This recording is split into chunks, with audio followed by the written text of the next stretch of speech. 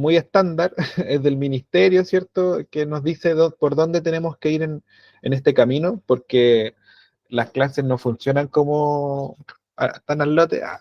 No, las clases siempre tienen objetivos, cada curso tiene que cumplir ciertas metas. Ya sea en cuarto básico hay que cumplir una meta, en sexto hay que cumplir otra, en octavo. Nosotros ahora entre primero y segundo medio vamos a tener que cumplir las metas que están indicadas aquí. Entonces lo voy a leer y luego lo voy a explicar para que podamos saber hacia dónde vamos a ir este año. Dice, la propuesta curricular del decreto número 211, no nos preocupemos tanto de estos números y estos documentos como el decreto, ¿cierto? Se enfoca en el desarrollo del lenguaje y de la lengua materna desde un punto de vista comunicacional. Y aquí hay una cosa importante, que nosotros no nos vamos a meter tan en profundidad en estudiar la literatura, ¿cierto? A hacer críticas del libro. No nos interesa tanto porque dice que está puesto desde un punto de vista comunicacional. Es decir, que nosotros seamos capaces de comunicarnos, a pesar de lo redundante que parezca, ¿cierto?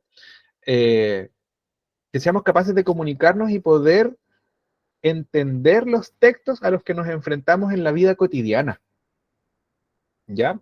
De que el texto que nos pongan delante, yo diga, ya, lo entiendo, sé de qué se trata, sé dónde está la información importante, porque a veces uno dice, no, pero es que yo no leo nunca, pero siempre estamos leyendo, siempre, siempre, siempre estamos leyendo. Incluso cuando conversamos, nosotros leemos. ¿Habían pensado en esa idea que conversar también es leer? Porque la persona que me dice algo elige ciertas palabras y yo tengo que ser capaz de decir, esto me quiso decir. Y muchas veces pasa que me dicen algo y no lo entiendo, porque no estoy leyendo adecuadamente ese discurso. Lo vamos a ir viendo poco a poco. En este sentido, sigo leyendo, el sector de aprendizaje de lengua castellana y comunicación tiene un carácter transversal respecto a las otras áreas de aprendizaje. Es decir, desarrolla el valor innegable que posee el lenguaje tanto en la interacción social como para construir o adquirir nuevos aprendizajes. Es decir, con este curso nos vamos a dar cuenta que el lenguaje lo ocupamos siempre. Por eso dice que es transversal, porque está a través de toda nuestra vida. Y para estudiar matemáticas necesito lenguaje, y para estudiar historia necesito lenguaje, y para estudiar lenguaje necesito lenguaje. ¿Me van entendiendo? ¿Me siguen? Sí, profesor. Profe. Ya, súper. Sí, profesor. Respecto a la evaluación en lengua castellana y comunicación, esta se centra en la comprensión lectora. ¿Qué será la comprensión lectora? Entender los textos que leemos. Porque, ojo, que yo sea capaz de agarrar un libro y saber cuáles son las palabras que están ahí, no significa que yo tenga comprensión lectora. Es distinto saber leer que saber comprender un libro.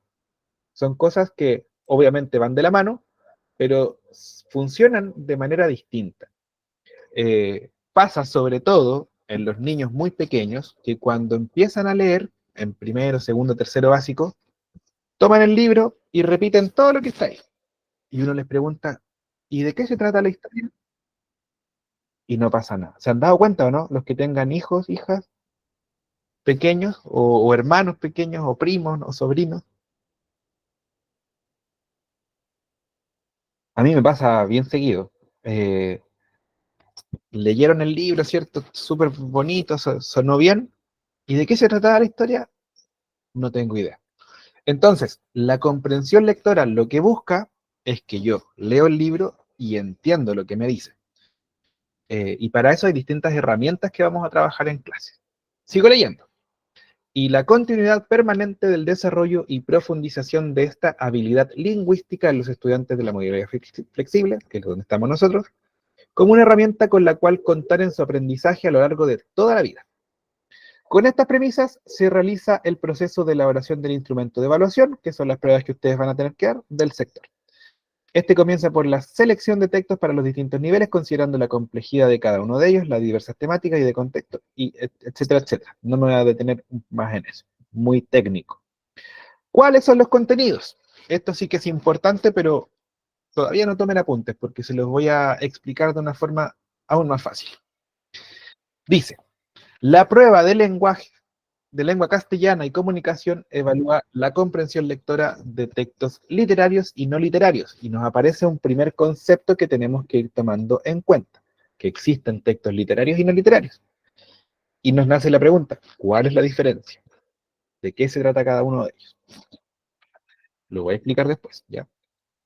En el caso de los textos literarios se consideran los géneros narrativos, lírico y dramático, o sea que tenemos tres partes del texto literario. En caso de los textos no literarios, se consideran los textos expositivos en primer ciclo y argumentativos en segundo ciclo.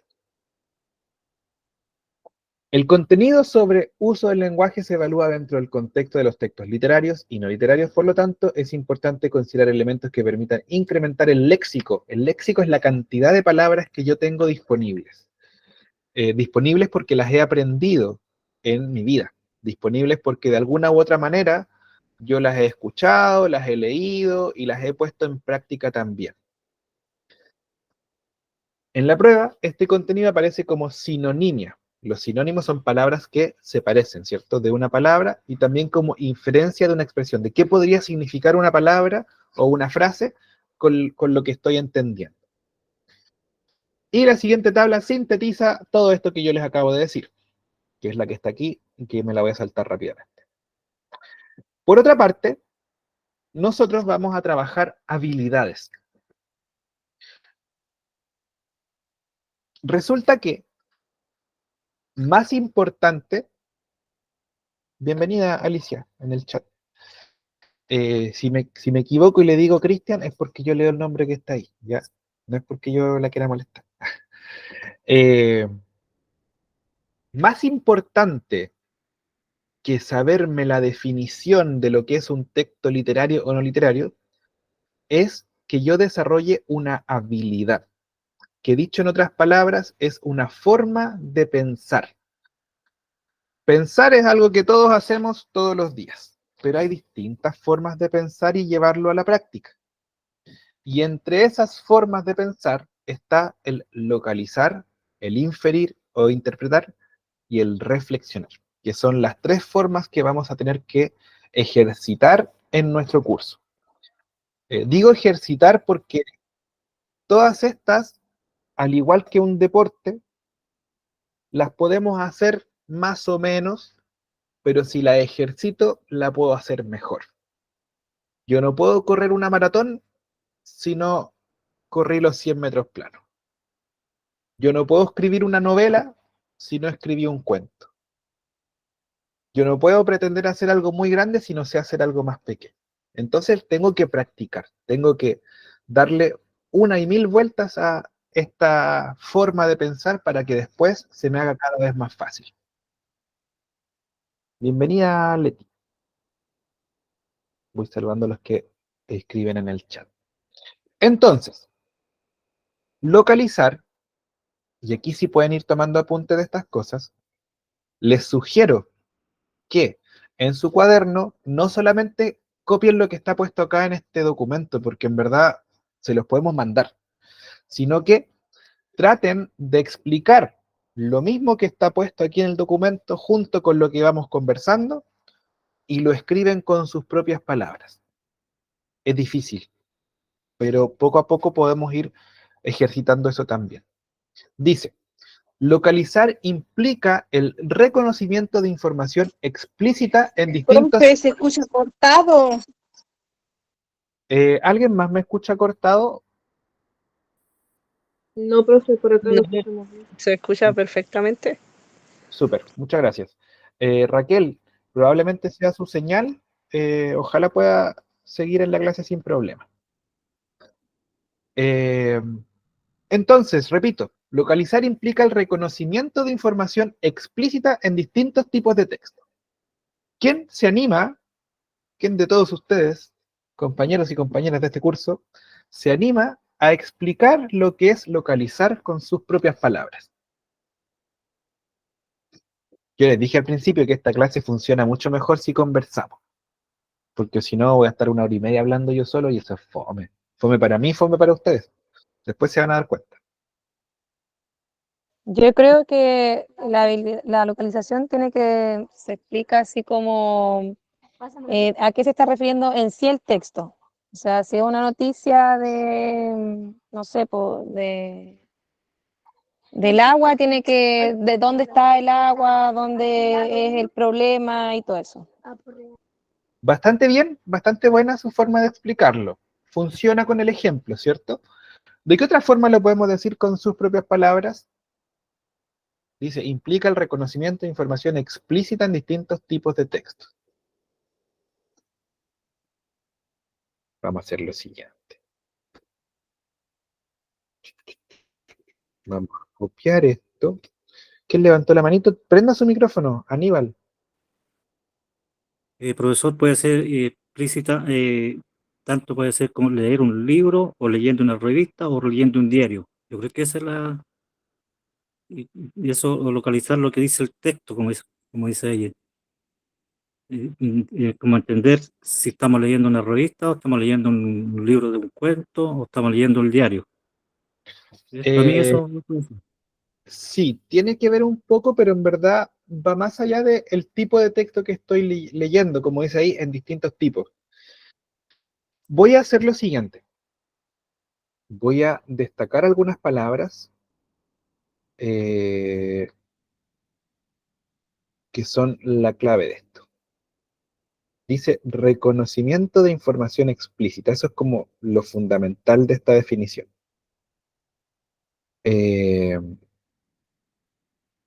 Es como ¿Qué? saber de de qué se trata lo que yo estoy leyendo. O si yo estoy leyendo un cuento, ¿qué es lo que me está contando el cuento? ¿O no?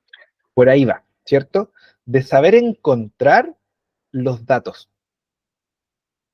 Saber encontrar dónde está la información puntual que está dicha en el texto.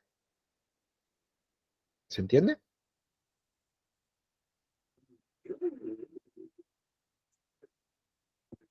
Vamos a hacer un ejercicio muy breve. Como el desarrollo.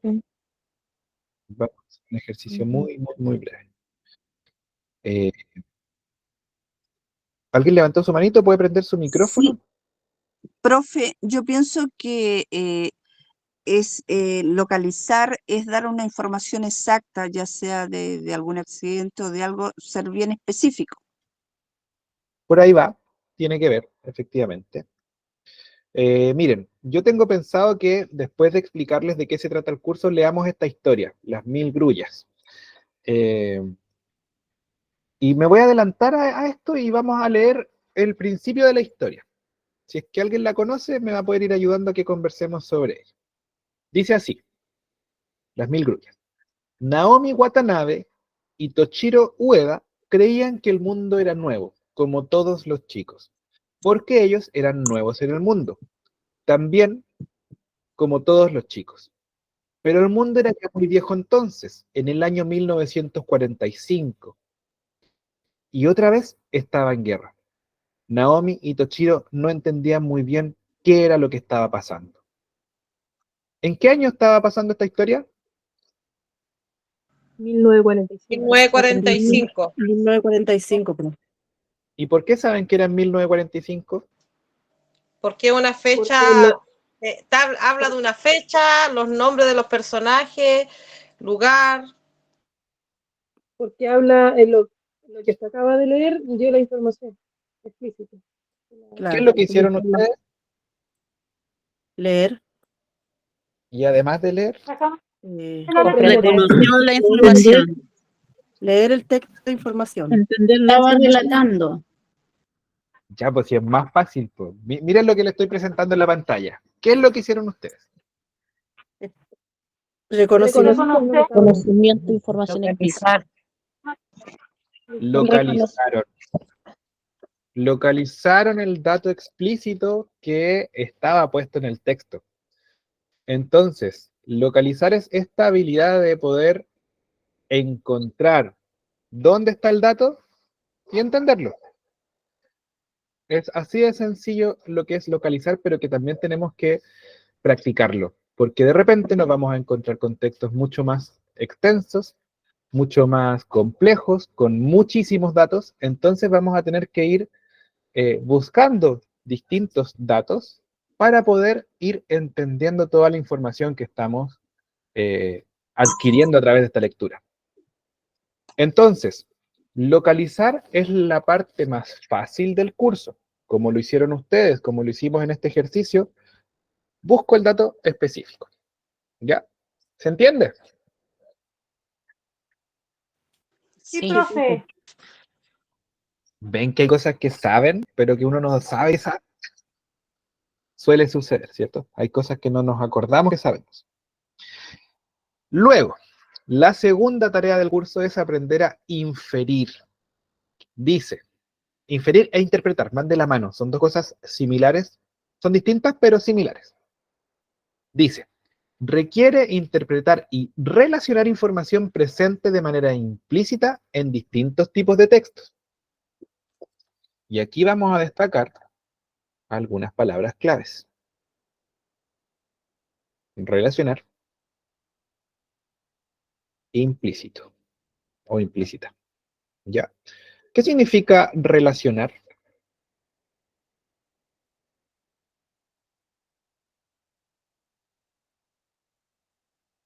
Cuando las cosas se parecen o se relacionan en sí en la misma historia, porque ellos de la historia que acabamos de escuchar, relaciona que viven en el mismo lugar. Ya. ¿De qué otra forma podemos escribir lo que es relacionar? Hacer una comparación. Hacer una comparación. De cierta forma es un tipo de comparación igual, pero son cosas distintas, porque cuando yo comparo digo, en esto se parecen y en esto se diferencian. Asociar. Asociar es una palabra que me gustó más. Cuando yo relaciono estoy diciendo algo tienen que ver. Y como dice Luis en el chat, tener una buena relación, claro, tengo que tener algo que ver con los demás, tengo que convivir con los demás. Pero en este caso, cuando estamos hablando de entender los textos, relacionar es decir, mira, ¿sabes que este texto de acá tiene que ver con este de acá porque tienen un tema en común, porque tienen el mismo autor, porque dicen informaciones que se parecen? ¿Por qué será que se relacionan? Es lo que yo me tengo que preguntar. Y dice después que se van a relacionar y vamos a buscar también de manera implícita. ¿Qué es lo implícito y lo explícito? Es como llegar a un acuerdo. Implícito no tiene que ver con los acuerdos. Versus explícito. ¿Cómo son ustedes para usar el teléfono en la vida cotidiana para buscar información? ¿Lo hacen de repente? Como, oye, no me sé este dato, Google. ¿Qué significa? ¿Lo hacen o no lo hacen? Siempre. Siempre. Vamos a empezar a usarlo. Entendido, que ya se entiende. Que ya se entienden, no necesariamente. Muy lejos. Si se fue un poco por otro camino. ¿Será como algo concreto? ¿Es expresar algo? Eso de que es algo que... ¿Está claro? ¿Que está claro? Ya, pero espérenme. Es que tengo que ir respondiendo uno a uno para que vayamos concretando una idea, porque si no me quedo con muchas cosas dando vueltas. Oye, yo estoy medio disperso a veces, perdónenme, yo me voy por las ramas. Voy a tratar de concentrarme de nuevo. Espero que lo estén pasando bien en esta clase, que no se vuelva aburrido. Quiero irme por un camino paralelo a lo que quiero concretar con ustedes en esta conversación. Resulta que nosotros tenemos acceso a Internet desde hace varios años. Todos los que estamos aquí en clases, evidentemente, estamos en Internet. Y pocas veces le sacamos todo el provecho que podríamos sacar. Y en ese sentido, Google o cualquier buscador, porque hay otros también, nos ofrecen un montón de posibilidades para poder entender algunas cosas.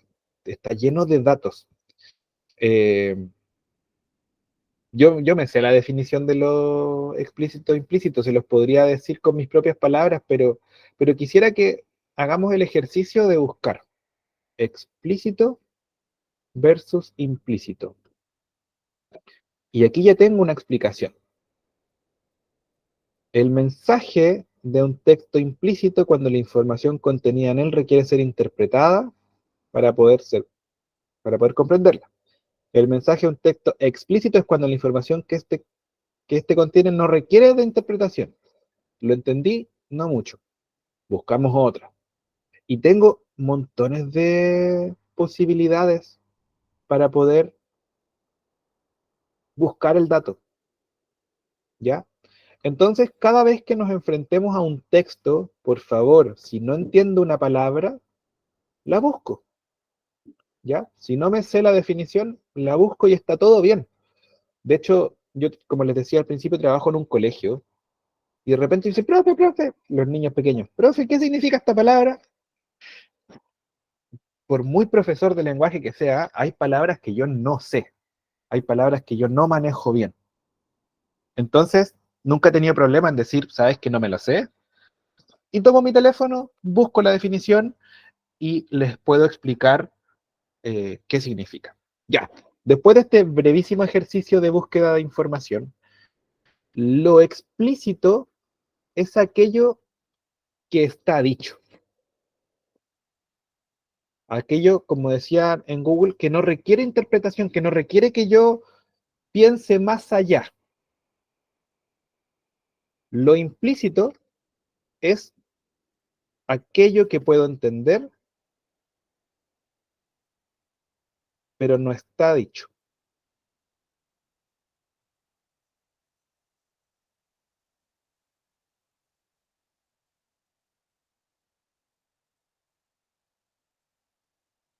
Vamos a... Google también tiene ejemplos.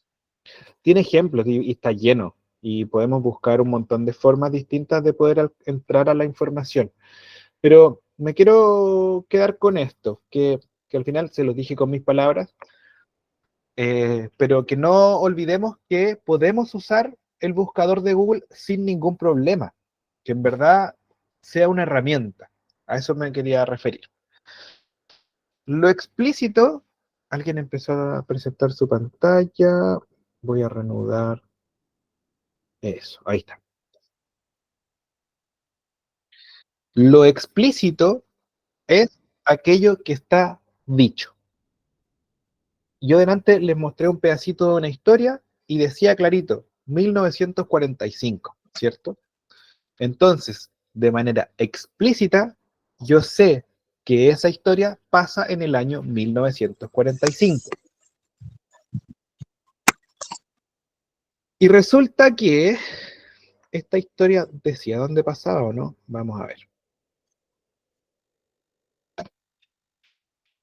No dice dónde pasa. Ah, mire. Y dice Hiroshima.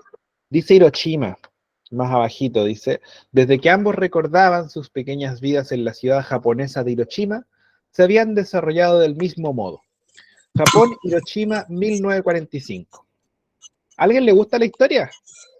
Sí, es muy buena esa historia. Esa es de la bomba que tiró Estados Unidos a Hiroshima. Ya.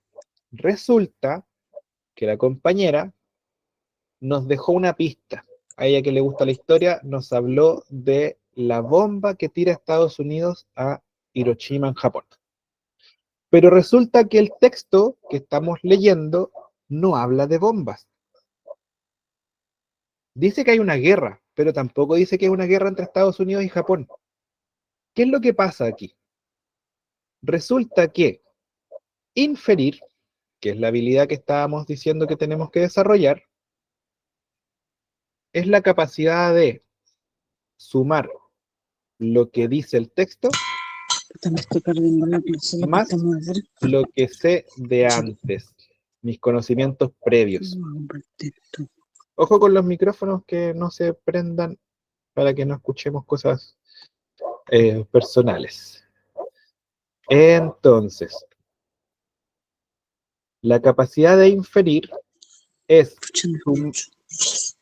sumar lo que dice el texto más lo que yo sé de antes, mis conocimientos previos.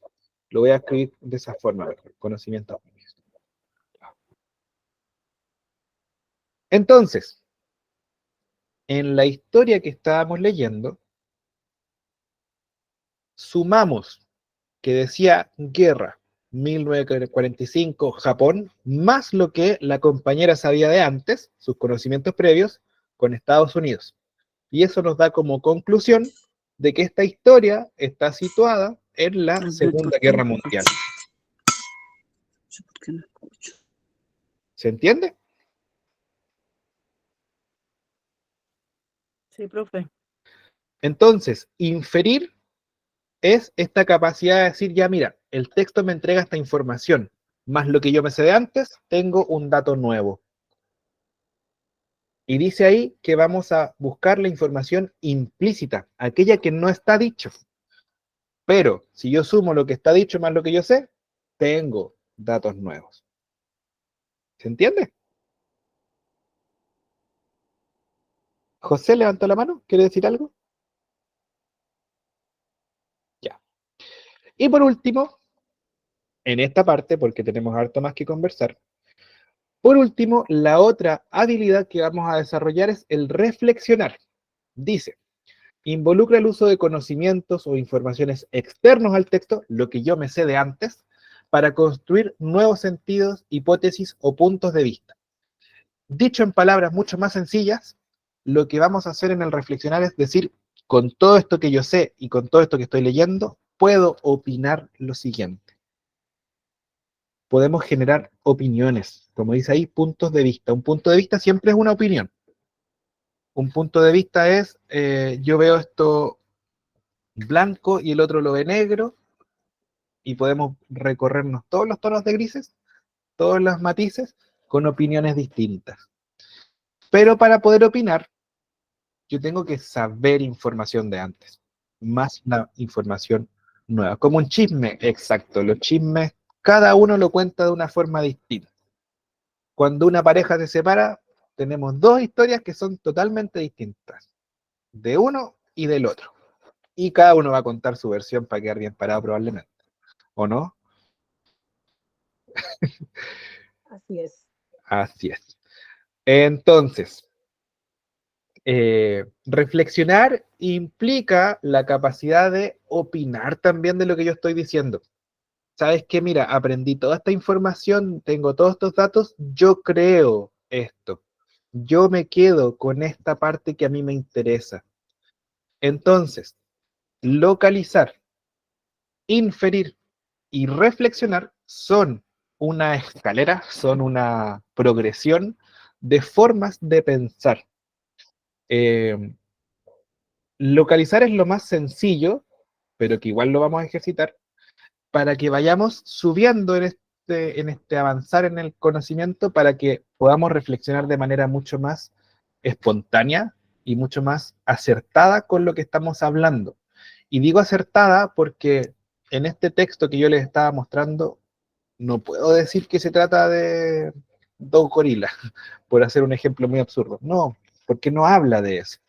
Yo no puedo decir que se trata del trabajo en la oficina, porque no habla de un trabajo de oficina.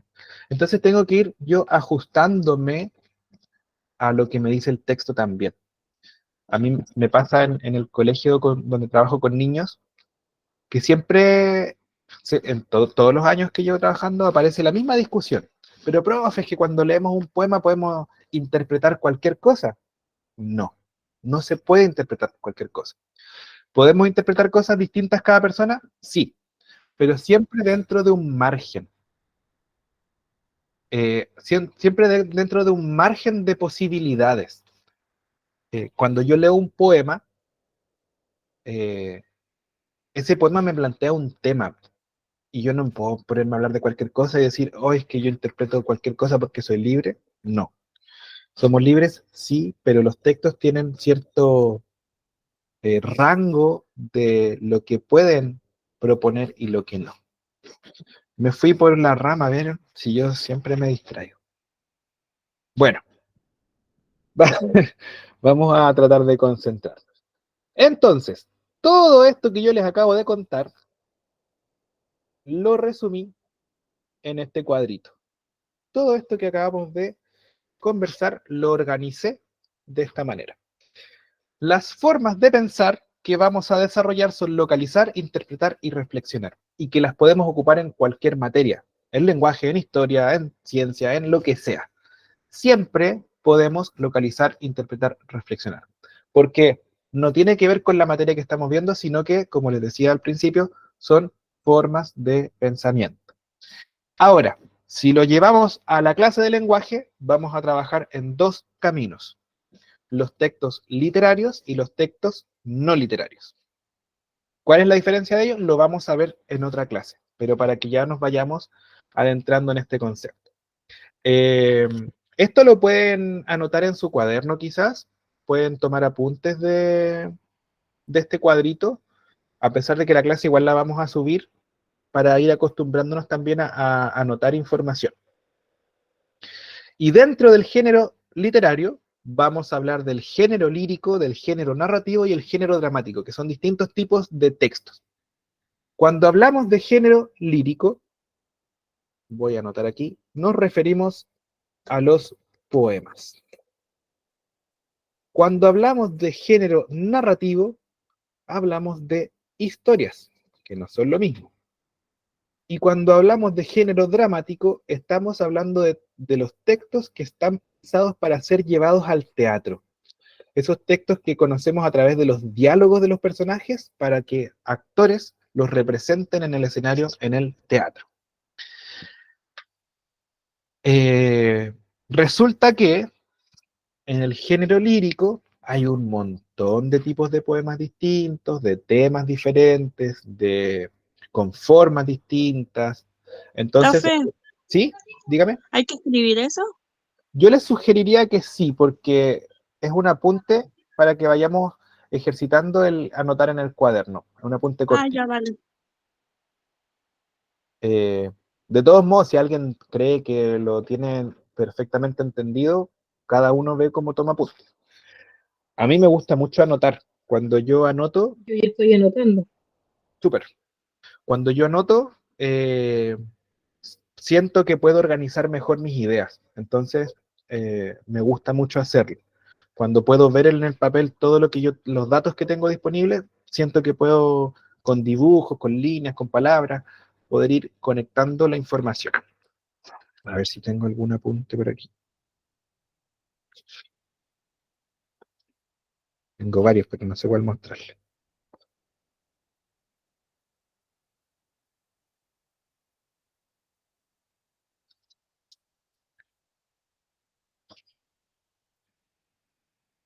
Son muy desordenados, mira.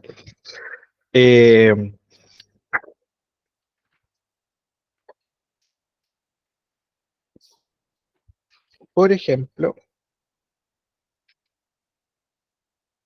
no se preocupen tanto de las palabras, sino que las formas que se alcanzan a ver aquí.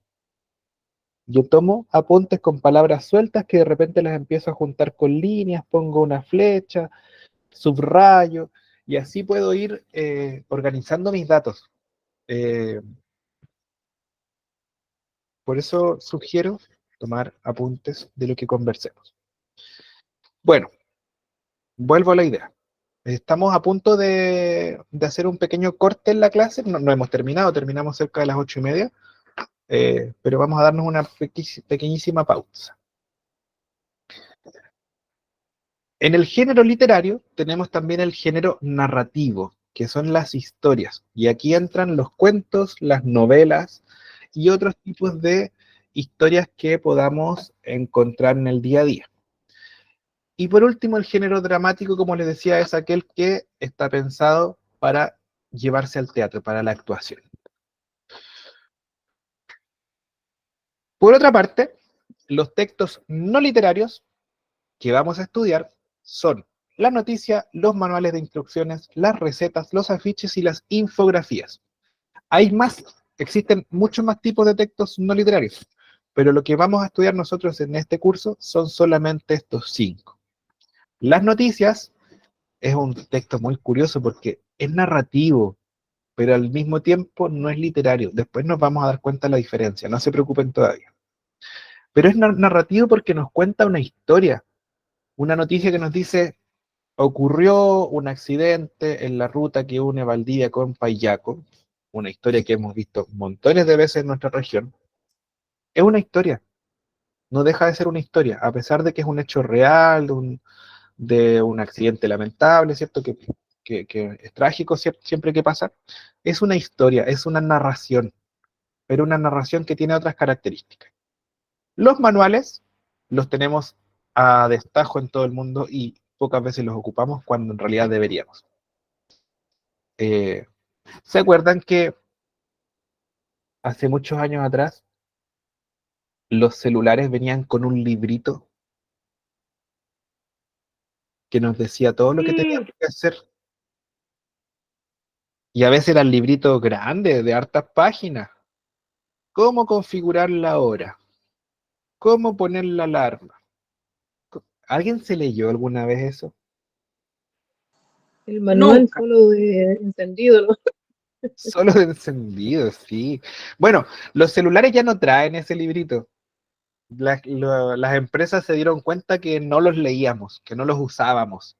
Y algunos venían con lápiz. Y más encima, como para tomar apuntes, como para subrayar ahí qué cosas necesito. Pero ¿qué es lo que hace uno? Abre la caja, lo prende, le pone el fondo de pantalla y el WhatsApp, y se acabó. Pero hay un montón de funciones que no ocupamos porque nunca las aprendimos a ocupar. ¿Por qué? Porque nunca nos leímos el manual y ya se aburrieron de darnos manuales. ¿Para qué están gastando papel si nadie se los lee? Pero nos vamos a dar cuenta en el curso que son súper útiles los manuales. Son súper útiles.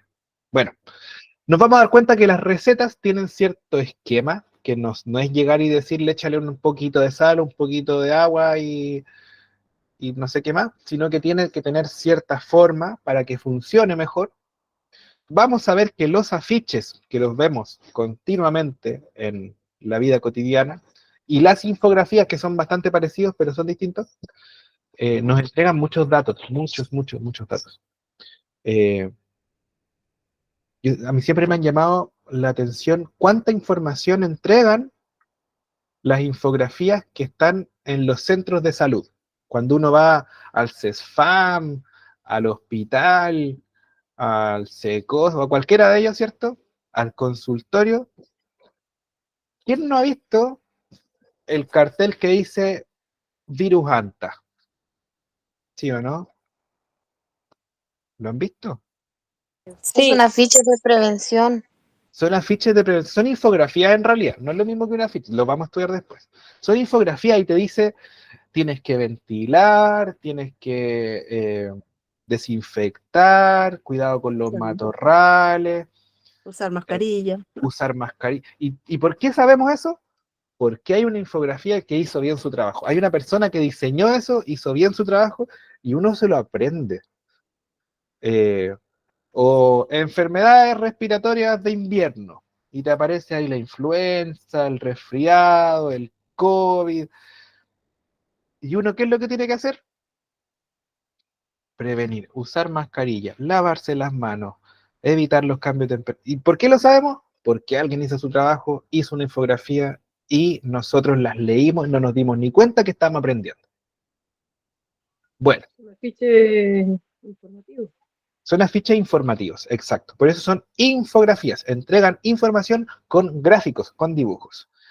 Las vamos a estudiar durante los meses que tengamos de clase. Ahora, breve pausa, donde por encargo del profesor Eric les voy a pedir que cada uno abra el chat y escriba su nombre y apellido para que así quede registrado y podamos tomar asistencia de las clases. Es súper importante que traten de estar conectados siempre en clases para que no se pierdan las explicaciones de los temas que vamos tratando, para que puedan hacer preguntas y podamos ir avanzando en nuestro aprendizaje. Por favor, todos poner su nombre y apellido y nos vamos a tomar 3 minutos, solo 3 minutos de descanso. El que necesite ir al baño, el que quiere echarle más agua a su taza, 3 minutos. Mi reloj dice 20:05, a las 20:08 yo estoy de vuelta y continuamos con la clase del día de hoy. ¿Ya? Nos vemos, atentos, no se desconecten, porque continuamos rápidamente.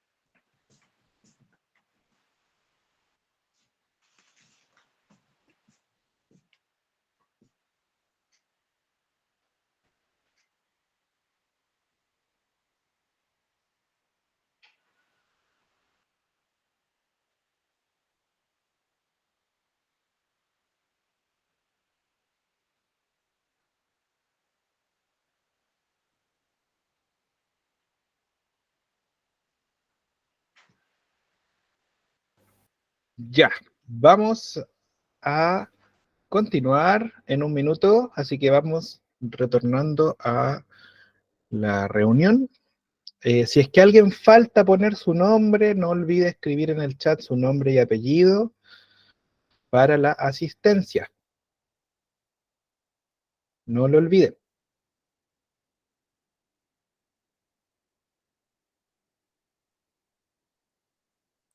¿Estamos de vuelta?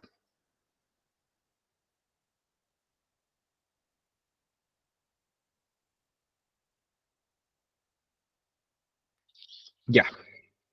Si es que alguien falta poner su nombre y apellido, hágalo en el chat, no lo olvide. Voy a tratar de, en las clases que vengan para el futuro, hacer más o menos esto mismo de tener un rato extenso de clases, hacer un pequeño corte y después continuar con nuestra hora, porque entiendo que estar 1 hora y media sentado frente a la pantalla igual es agotador, eh, para ir a echarle leña al fuego, para ir a calentar agua, para todo eso vamos a tener este pequeño break muy cortito de muy poquitos minutos, pero que nos puede servir para descansar un momento la mente y volver a concentrarnos en lo que estemos conversando.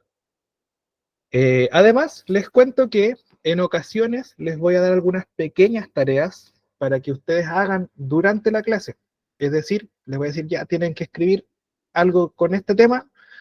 Yo voy a estar aquí conectado, ¿cierto? Pero vamos a dejar la conversación para que cada uno avance en su casa y después vamos a conversar sobre lo que hicieron. Es una modalidad que estoy usando hace un tiempo atrás, eh, que igual a veces nos ayuda. Como dicen ahí, para preparar la leche y la guagua, así yo sé que en la casa de repente uno no está solo y hay hartas cosas que hacer, y esos pequeños minutitos nos van a ayudar a poder gestionar esas tareas. Y ahora, como les había contado, me gustaría leerles esta historia, que se las estoy mostrando en la pantalla, y que conversemos brevemente sobre lo que entendemos de la historia y si es que nos deja alguna reflexión, alguna idea en la que podamos pensar, alguna opinión al respecto sobre todo esto, ¿ya? Así que espero que la disfruten. El día de hoy la leemos muy por encima, no la vamos a estudiar como otros textos que vamos a ver después, porque cuando uno estudia un texto lo empieza a hacer pedazo, como que empiezas a agarrar una parte y entiendes una cosa, después otra y otra. Esto lo vamos a tratar de disfrutar solamente. El cuento de las 1000 grullas. Dice así. Naomi Watanabe y Toshiro Ueda creían que el mundo era nuevo, como todos los chicos, porque ellos eran nuevos en el mundo, también como todos los chicos.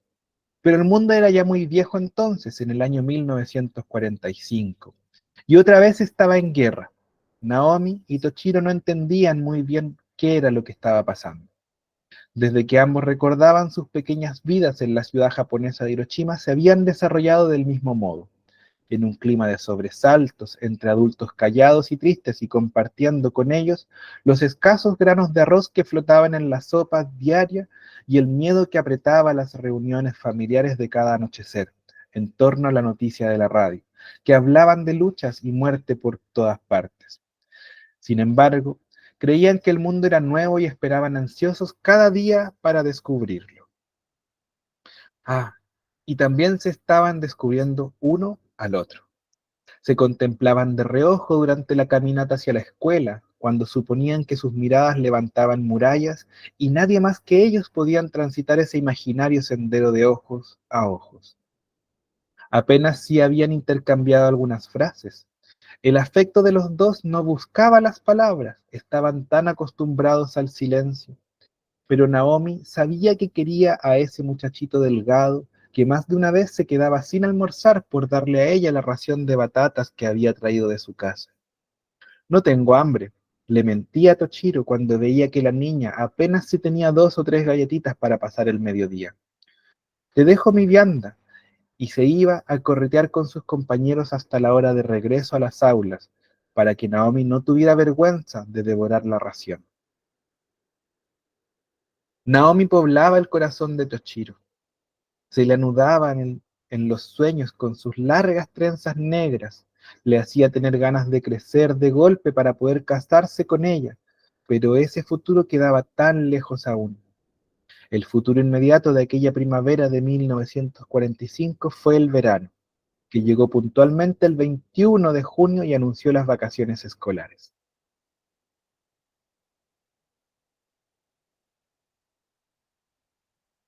Y con la misma intensidad con que otras veces habían esperado sus soleadas mañanas, ese año los ensombreció a los dos. Ni Naomi ni Toshiro deseaban que empezara. Su comienzo significaba que tendrían que dejar de verse durante un mes y medio inacabable. A pesar de que sus casas no quedaban demasiado lejos una de la otra, sus familias no se conocían, ni siquiera tenían entonces la posibilidad de encontrarse en alguna visita. Había que esperar pacientemente la reanudación de las clases. Acabó junio y Toshiro arrancó contento la hoja del almanaque. Se fue julio y Naomi arrancó contenta la hoja del almanaque.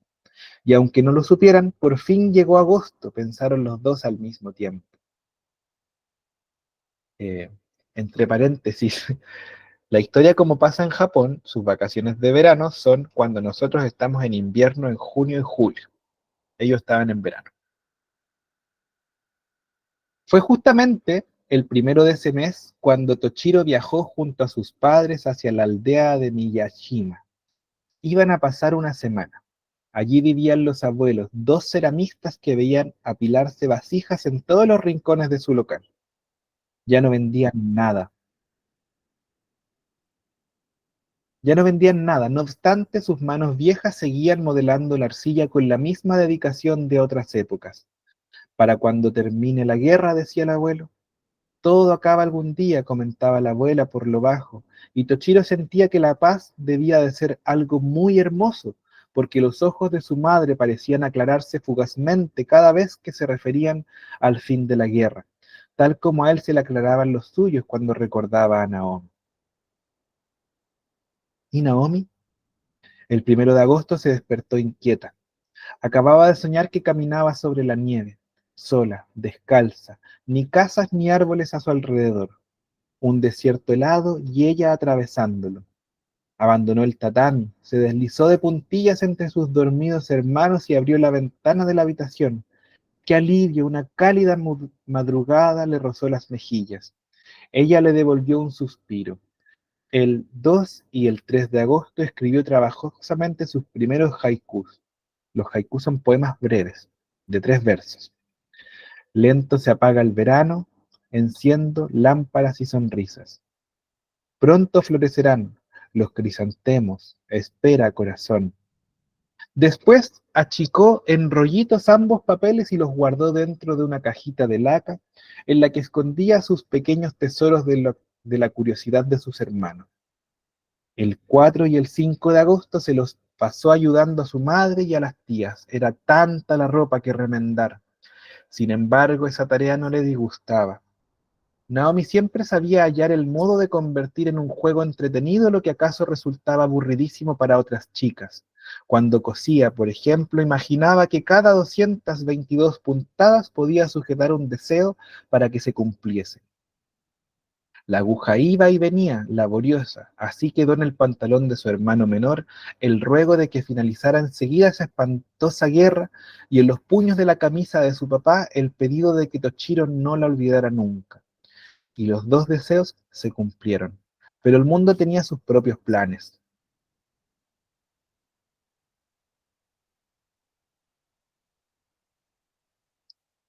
Ocho de la mañana del 6 de agosto en el cielo de Hiroshima. Naomi se ajustaba el obi de su kimono y recuerda a su amigo. ¿Qué estará haciendo ahora? Ahora, Toshiro pesca en la isla mientras se pregunta, ¿qué estará haciendo Naomi? En el mismo momento, un avión enemigo sobrevuela el cielo de Hiroshima. En el avión, hombres blancos que pulsan botones y la bomba atómica surca por primera vez un cielo, el cielo de Hiroshima. Un repentino resplandor ilumina extrañamente la ciudad. En ella, una mamá amamanta a su hijo por primera vez. 2 viejos trenzan bambúes por última vez.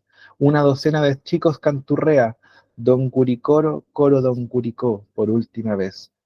Cientos de mujeres repiten sus gestos habituales por última vez. Miles de hombres piensan en mañana por última vez.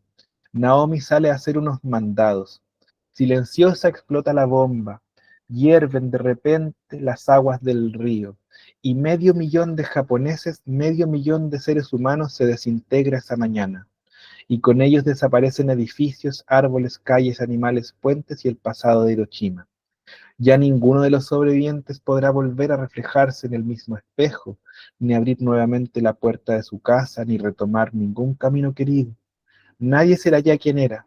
Hiroshima arrasada por un hongo atómico. Hiroshima es el sol, ese 6 de agosto de 1945, un sol estallando. Recién en diciembre logró Toshiro averiguar dónde estaba Naomi. Y aún estaba viva, Dios. Ella y su familia, internados en el hospital ubicado en una localidad próxima a Hiroshima, como tantos otros cientos miles que también habían sobrevivido al horror, aunque el horror estuviera ahora instalado dentro de ellos, en su misma sangre. Y hacia ese hospital marchó Toshiro una mañana. El invierno se insinuaba ya en el aire y el muchacho no sabía si era frío exterior o su pensamiento lo que le hacía tiritar. Naomi se hallaba en una cama situada junto a la ventana, de cara al techo. Ya no tenía sus trenzas, apenas una tenue pelucita oscura. Sobre su mesa de luz, unas cuantas grullas de papel desparramadas. «Voy a morirme, Toshiro», susurró. No bien su amigo se paró en silencio al lado de su cama. «Nunca llegaré a plegar las 1000 grullas que me hacen falta. Necesito una hoja de papel. Voy a hacer una breve pausa». Aquí hay una hoja de papel. 1000 grullas, o senbatsuru, como se dice en japonés. Con el corazón encogido, Toshiro contó las que se hallaban dispersas sobre la mesita. Solo 20. Después las juntó cuidadosamente antes de guardarlas en un bolsillo de su chaqueta. Te vas a curar, Naomi, le dijo entonces. Pero su amiga no lo oía ya, se había quedado dormida. El muchacho salió del hospital bebiéndose las lágrimas. Ni la madre, ni el padre, ni los tíos de Toshiro, en cuya casa se encontraban temporariamente alojados, entendieron aquella noche el porqué de la misteriosa desaparición de casi todos los papeles que hasta ese día había habido ahí. Hojas de diario, pedazos de papel para envolver, viejos cuadernos y hasta algunos libros parecían haberse sumado mágicamente, pero ya era tarde para preguntar. Todos los mayores se durmieron sorprendidos. En la habitación que compartía con sus primos, Toshiro velaba entre las sombras. Esperó hasta que tuvo la certeza de que nadie más que él continuaba despierto. Entonces se incorporó con sigilo y abrió el armario donde se solía acomodar las mantas. Mordiéndose la punta de la lengua, extrajo la pila de papeles que había recolectado en secreto y volvió a su lecho. La tijera la llevaba oculta entre sus ropas.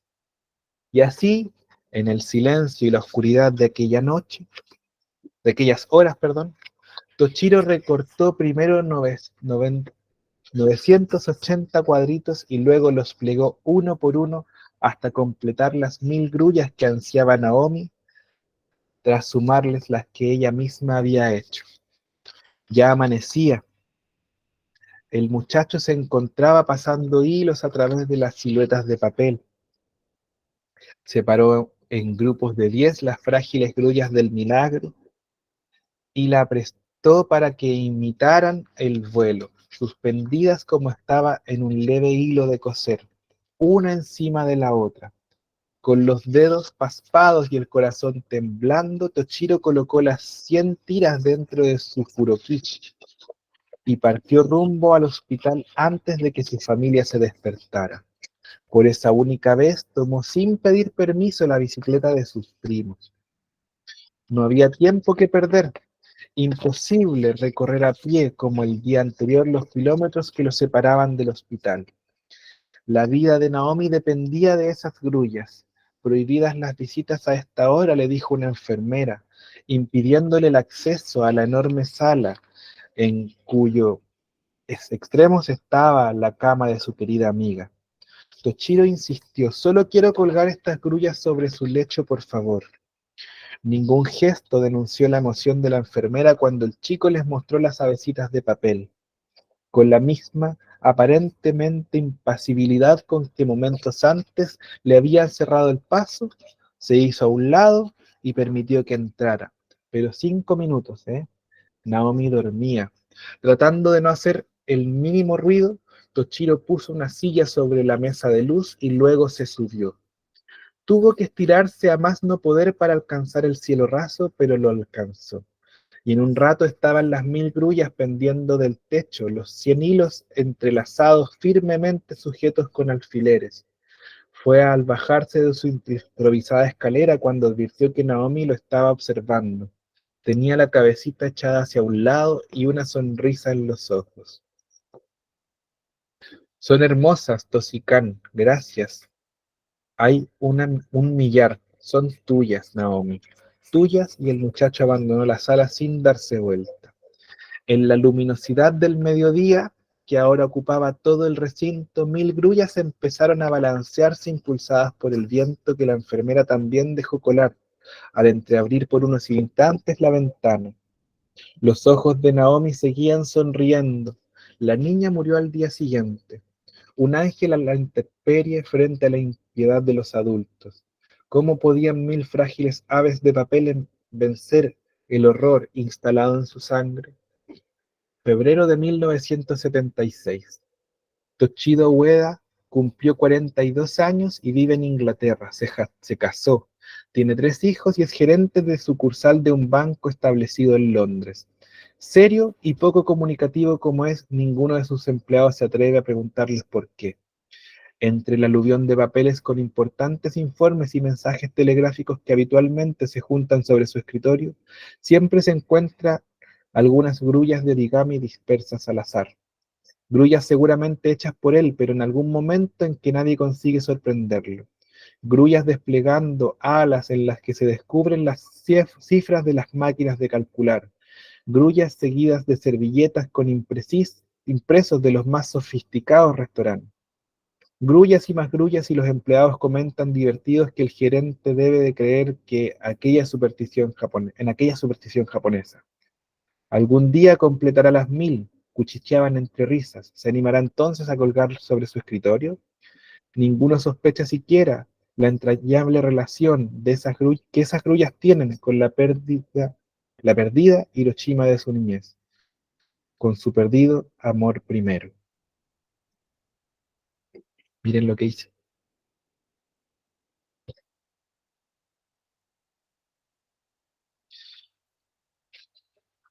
¿Conocían la historia de las 1000 grullas? Aparte de este cuento que nace después de la historia de las 1000 grullas. Sí, yo sí conocía la historia de las grullas. Una vez con mi hijo hicimos unas cantidades por el colegio. Dicen que en esta creencia japonesa que para cumplir un deseo hay que hacer 1000 grullas. Entonces esta niña quería sanarse, por eso quería hacer las 1000 grullas. Y se las quería leer hoy día, en nuestro primer día, porque yo creo que las 1000 grullas no nos van a sanar, pero sí nos van a enseñar a tener la paciencia para poder cumplir un objetivo, porque 1000 grullas son muchas, muchas. Entonces me gusta la idea de que nos quedemos con esta intención de que el camino es largo, pero la recompensa es hermosa. El camino es difícil, pero si tengo paciencia y soy perseverante, voy a llegar a mi objetivo. Como dicen ahí, nos enseña a ser pacientes, ¿cierto? Es una historia triste, evidentemente, pero que nos habla de esa paciencia para poder cumplir nuestras metas. Que nuestra meta actual sea pasar de curso, que nuestra meta actual sea aprender lo mejor posible nuestras materias y seguir con nuestra vida cotidiana también, porque estudiar en la vida adulta no es lo mismo que cuando uno es niño, así que con mucha paciencia y mucha dedicación vamos a construir nuestras 1000 grullas para poder pasar de curso. Espero que hayan disfrutado esta historia. En las próximas clases ya nos vamos a ir metiendo cada vez más en la materia, pero esta es nuestra primera clase, nuestro primer encuentro, y nos vamos a volver a ver todos los miércoles a la misma hora, de la misma manera online. Por favor, pregúntenme lo que me tengan que preguntar, comenten lo que me tengan que comentar para que así sigamos aprendiendo. ¿Alguien quiere decirnos algo antes de terminar? Me gustó su historia. Nunca la había escuchado. Qué bueno que le gustó. Sí, bonito. Yo había escuchado una parecida, pero era de las cigarras. Ah, pero claro, va como por el mismo camino. Ya. Entonces nos vamos a descansar, que tengan buena semana, nos encontramos el próximo miércoles con su cuaderno, su lápiz y dispuestos a leer, a escribir para que vayamos aprendiendo sobre el lenguaje de la comunicación. Nos vemos pronto. Buenas noches, Gracias. profesor. Fue una clase muy entretenida. Buenas noches, profe. Buenas noches, profe. Muy entretenida la clase. Chao, chao, que estén bien. Chao, profe. Chao, profe. Buenas Chao, noches. profe. Chao.